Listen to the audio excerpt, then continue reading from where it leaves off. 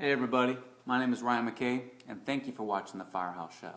This is our very first episode, so I thought we would talk about something very important, pepper. No, we're going to talk about salt. Hey, so you guys are asking yourselves right now, Ryan, why are we talking about salt? I mean, look at you. You represent every man, every fireman out there. I mean, why don't we talk about steak and eggs and potatoes? Well, I'm here to tell you guys, this right here is why all that stuff tastes so good. You're going to learn as you watch the show, there's really three things that you need to learn how to control. One being water, the second being fire. Sound familiar? Something you can handle? Last being salt. So we're going to talk about how much to use, when to use it, and what type to use. Because you saw at the beginning there's more than just this.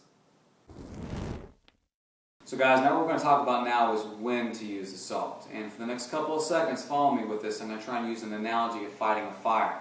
And let's pretend the salt is the water. You'll get the idea. And when you first show up on scene on a house fire, the very first thing you want to do is throw as much water as you can in there to kind of knock it down. And then during the middle operations, you're trying to control where you want the flames to go because you might have exposures, trapped victims, who knows. And then there at the end for overhaul, you got some hot spots, so you need to be able to have some water and use it there as well. Kitchen's very much the same thing. You got a lot of heat, you got a lot of flames, you got a lot of firemen running around in circles, yelling, "When's dinner be ready?" Anyways, don't be afraid to use your salt judiciously there in the beginning. You can use it quite literally. If you've got some ribeye steaks that you're cooking that night, you want to pull them out 15 minutes ahead of time, sprinkle a lot of salt on top to draw that moisture up so you can create a nice brown sear. And when you flip them on the grill, most of the salt's going to fall off anyways. Or let's say you're cooking pasta. You need to make sure that your pasta is cooked in some good water that tastes like seawater. Otherwise, the salt's never going to get introduced into that pasta. It's just going to be a lump of noodles there with some flakes of salt. We don't want that. Now, during the middle of operations, this is your best tool. This is my QC tool. This is my spoon. And as any good chef knows, you don't have that much of an appetite as everybody else because as a good chef, you're tasting your food all the way through, and that's what the QC spoon comes in for. Don't be afraid to use your salt where you think you need to. Let your palate lead your direction. And then there at the end, if you have some hot spots, you're rolling some peaches for dessert. You got some caramel on top, you got some, who knows what you want to put on top. It's missing that certain something. It's just not transferring the flavor quite as well as you would like. Well, hit that hot spot with a little bit of salt, and you find it changes the entire dessert. So guys, please, hopefully you'll understand that from the beginning to the middle to the end, you're using salt the whole way through. So don't be afraid to use it, but don't use too much. Let's be smart. What kind of tools you bring into the fire. If you are creating, let's say, a Caesar salad, you have anchovies and Parmesan and all these ingredients that are loaded with salt. Don't be afraid to get back on it, okay? Use your palate. Now, how much should I use? We'll find out. Alright y'all, let's talk about how much salt to use. And it really depends on what you're preparing or what you're cooking for that meal. Now a couple of examples are chicken, eggs, you got some beef, you've got some lamb. Prime example though would probably be pork. Because pork, I don't know where you guys are at what fire station or what house you're living at, pork's pretty much a staple on the fire station. The problem with pork though, it's such a lean cut because it's very, very dry in the middle because there's not that much moisture or fat, and usually in the pork tenderloin is a great example.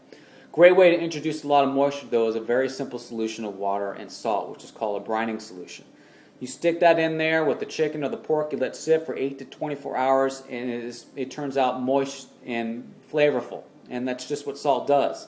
And the reason it does this is through osmosis. There's more salt in the water solution than there is in the chicken or the pork, so it needs to even itself out, but it needs to be given time. So this is something you want to do earlier in the morning. You put that brining solution out and you let the chicken or pork sit in there for a little while. Number one, it makes all the food that much more moist, more flavorful, and it also allows more forgiving, I should say, of overcooking, which in our profession happens often. Another great example of how much salt to use really depends on what, let's say you're cooking pasta, and you need to make this water, which is a very large pot right here, taste like the Atlantic.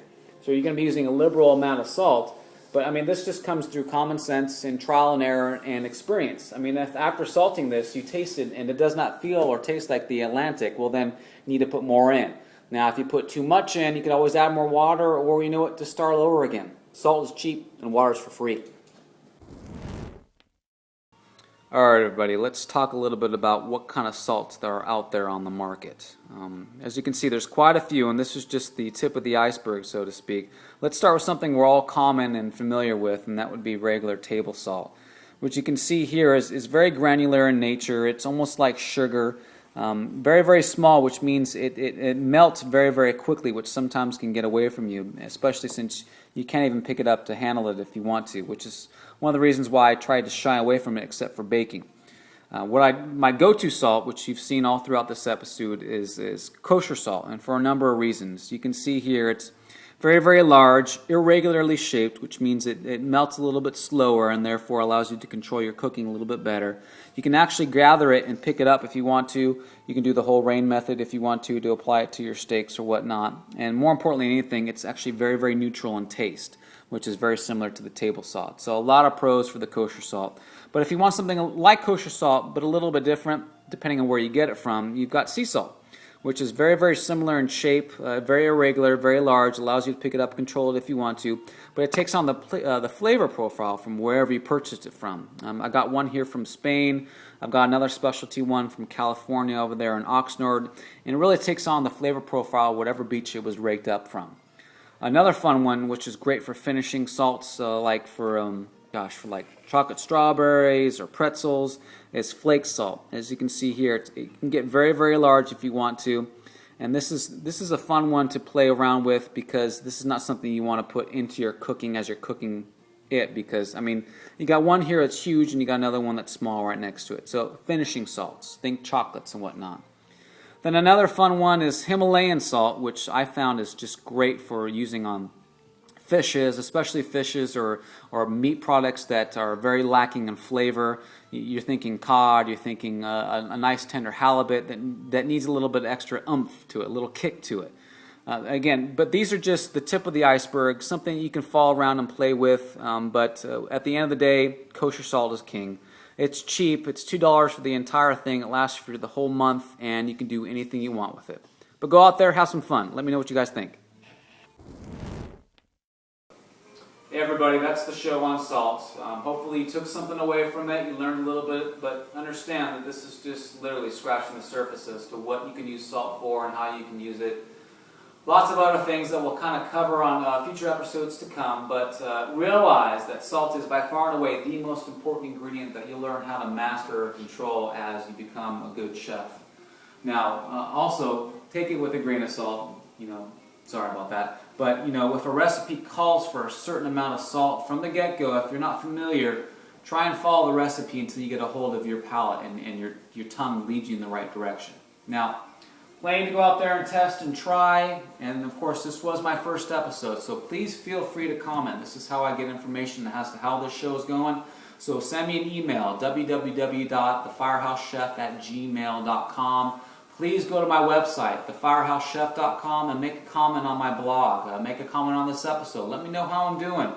Take away what you like from the show and tell me what I need to add. Tell me what you hate about the show, because trust me, I'm a fireman. I can take the heat. See ya.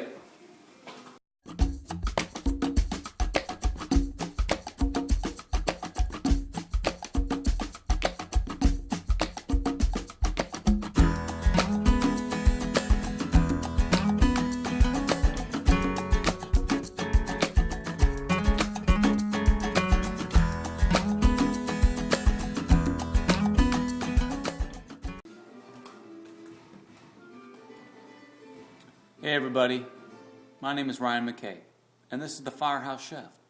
For our first episode, I thought we would talk about pepper.